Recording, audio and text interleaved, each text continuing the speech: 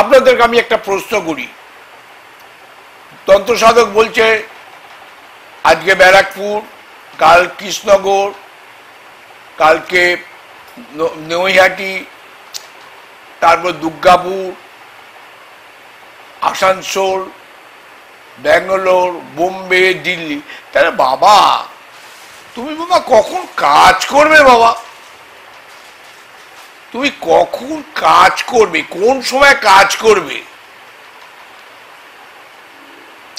আমি তন্ত্রশাস্ত্রকে আবার রিপিট করে বলে দিচ্ছি, এই জিনিস করতে করতে নিজের তন্ত্র এমন একটা জিনিস, কেউটে সাপের মধ্যে ছোবল ভ্রাম করে মেরে দেবে।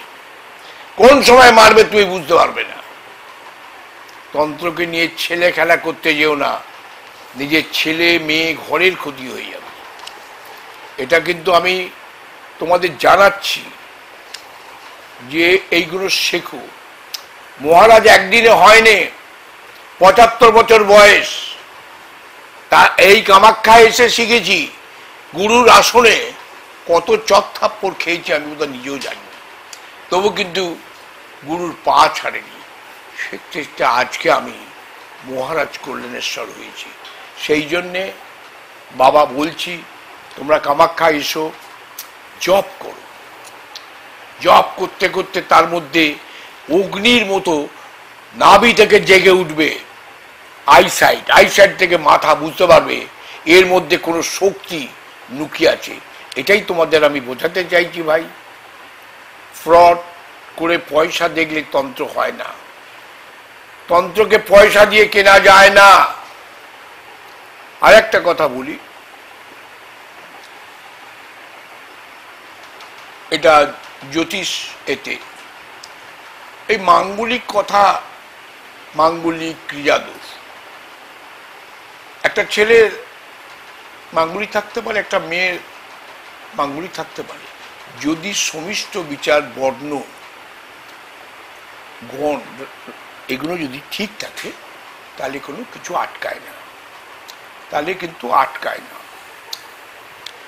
যদি মাঙ্গলিকের জায়গায় দেখা যায় শেষনাগ, বিষধর, ঘাতক, মহাপদ্ম, এই ধরনের যদি কালসর্পের মধ্যে আমরা দেখতে পাই, তখন আমরা চিন্তা করি এটা। যেমন আমি নামটা তো বলতে পারবো না, বলা উচিত নয়। একজনের, তাকে বলেছিলাম এই যে ক্রিয়াদোষ যা দেখছি, তোমার ছেলের সঙ্গে এর বিয়ে দিও। কিন্তু ছেলে লাভ করে বিয়ে করছে, ভালোবাসায় বিয়ে করছে। তা তিনি বললেন আমি কি করব বাবা, আমার ছেলে ওই মেয়ে ছাড়া বিয়ে করবে। আর এই মেয়ে বিয়ে করলে কিন্তু সর্বনাশ হবে। তিনি খালি একটা কথা বলে, আমার ছেলের ক্ষতি হবে। আমি ওটা বলতে পারছি না। সে বাড়িতে পা দেওয়া থেকে বিশাল কারবার ধস নামছে। তা এই মেয়েটা তো অন্যায় করেনি, এর জন্ম ছকে এসেছে। এই জন্ম ছকে যদি এসে থাকে, তাকে কাটাতে হবে। কিভাবে কাটাবো? এবার আমরা বলবো মেয়েদের বিয়ে হয়ে ডিভোর্স হয়ে যাচ্ছে। তো আমরা যদি কুষ্টিটা একটু বিচার করে নিই, তাতে কিন্তু তাকে অ্যালার্ট করে দেওয়া যাবে যে তোমরা এইভাবে এইভাবে করলে এগুলো কারুকে দিয়ে কাটিয়ে নাও, বা কোনো স্টোন দিয়ে কাটিয়ে নাও। একটা কবচে দিলে তোমার এই ভাঙা সিঁড়িটাকে রিপেয়ার করে দিলাম, উঠে যাবে।